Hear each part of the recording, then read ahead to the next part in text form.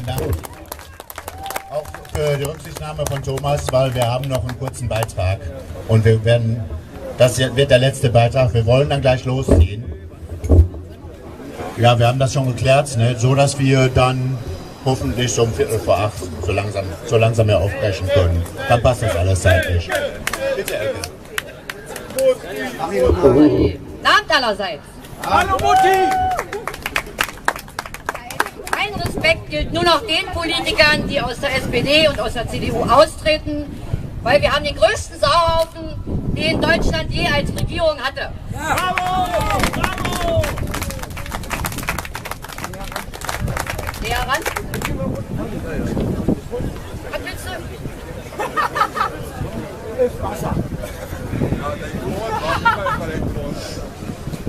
Niemals in seiner 1000 Jahren alten Geschichte stand das deutsche Volk einer so existenziellen Bedrohung gegenüber und noch nie in seiner Geschichte war Europa so zerstritten und so tief gespalten wie heute. Viele machen die deutsche Kanzlerin für die Situation verantwortlich, da haben sie auch recht. Denn allen voran Frau Merkel, aber auch die anderen Politiker der alten Parteien haben eine Schneise der Verwüstung in Deutschland und in Europa hinterlassen. Schaut euch Frankreich an, da herrschen im Moment katastrophale Zustände. Unsere Lügenpresse schweigt und das alles steht Deutschland noch bevor. Es gab mal Zeiten in Deutschland, da sind Politiker und Staatsoberhäupter vom Volk bejubelt und beklatscht worden. Ja, es waren Zeiten, da konnten sich Politiker noch unterm Volk mischen, es gab mal einen Händedruck und so weiter. Heute ist es so, Billiglohnland, Armut macht sich breit, leere Rentenkassen sind zu verzeichnen und eine ausufernde Ausländerkriminalität, die es zuvor hier nie gab.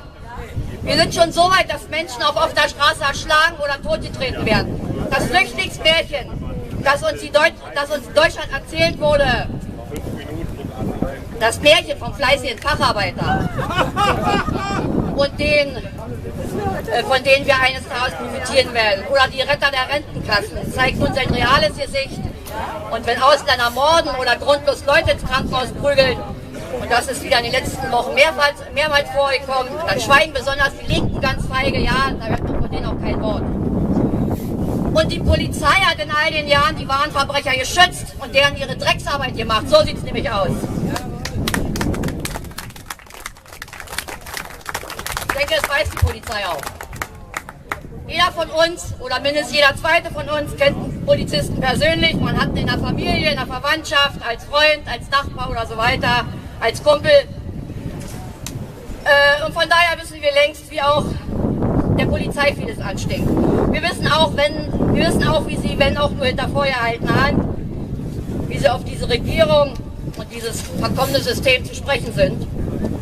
Wir wissen auch, wie die Polizei die verschissene Antifa hasst, die wortwörtlich auf Gesetz und auf Deutschland scheißt. Früher war es ja mal ein hohes Gut, wenn man Polizisten in seiner Nähe hatte. Man hat ihn respektiert, man hat seine Arbeit gewürdigt. Heute verkommt die Polizei zur absoluten Lachnummer in diesem Land. Und daran ist einzig und allein nicht die Polizei schuld, sondern unsere Justiz, die unsere Verbrecher und Schwerverbrecher immer wieder laufen lässt, die Polizei fest. Jetzt setzen sie mal wieder auf freien Fuß. Und es kommt ja in Deutschland schon lange nicht mehr drauf an, wer die Straftaten begeht oder was für Straftaten begangen werden. Es kommt in Deutschland nur noch darauf an, wer die Straftaten begeht. So sieht es nämlich aus. Mittlerweile scheint es schon so zu sein, dass sich die Justiz selbst aussucht, was vorrangig strafrechtlich verfolgt wird. Ein Ausländer darf hier unzählige Straftaten begehen, ohne dass es Konsequenzen für ihn hat, und ein Deutscher wird schon mit zu hohen Geldstrafen verurteilt, wenn er nur mal einen Pfefferspray dabei trägt. Wäre ich Polizist, ich käme mir mal richtig schön verarscht vor und würde die Entscheidung von Richtern und Staatsanwälten als eine Geringschätzung meiner Arbeit ansehen. Die deutsche Justiz und Politik versagt gnadenlos und wir haben die Schnauze voll von diesen Samthandschuhrichtern. Solche regimetreuen Feiglinge sind ihr großzügiges Gehalt nicht wert. Erst recht nicht, wenn sie Schwerverbrecher behandeln wie auf einer Waldorfschule. Hört endlich auf, wie dumme Lemminge hinterher zu rennen. Also macht doch mal euren Mund auf, es ist eure bürgerliche Pflicht, auf die Missstände hier hinzuweisen. Das sollte zumindest euer Vorgesetzter auch mal aushalten können.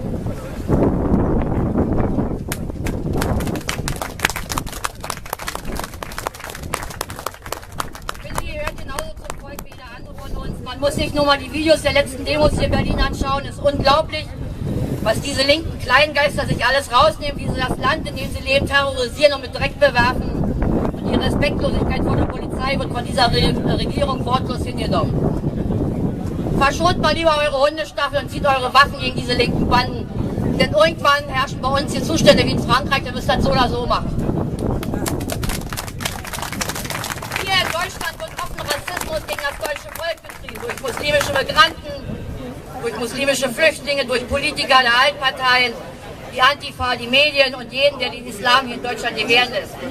Wenn das die Zukunft Deutschlands sein soll, dann verstehe ich immer mehr, warum rechte Parteien immer mehr Zuspruch finden und sich ein rechtes Europa wünschen.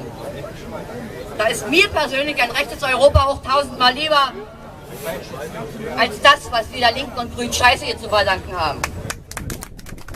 Ausländische Beobachter haben die Probleme in Deutschland schon längst erkannt. Alles lacht über uns.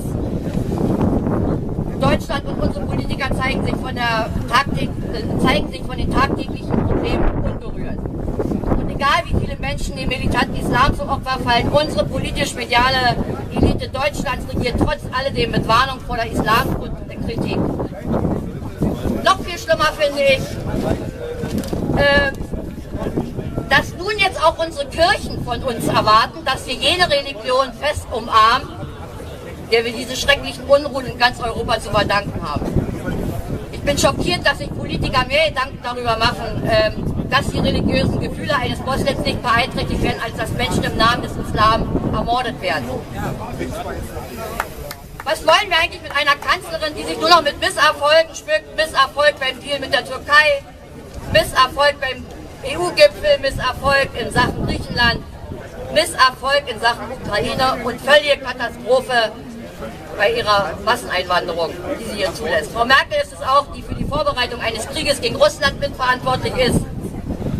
Denn Russland wurde bei den Gesprächen zur Wiedervereinigung zugesichert, dass sich die NATO nicht weiter nach Osten ausbreitet. Wer hat sich daran gehalten? Niemand. Die NATO bekommt solche Missgeburten wie die ISIS nicht mal bekämpft, aber unsere Regierung verheißt Bundeswehrsoldaten für Einsätze in Osteuropa. Und warum? Weil sich diese Regierung verpflichtet sieht, so tief in das Rektum von Obama zu kriechen, dass er davon alleine nicht mehr rausfindet. Obama kann zum Glück nicht mehr gewählt werden und die Merkel darf nicht mehr gewählt werden. Wir haben die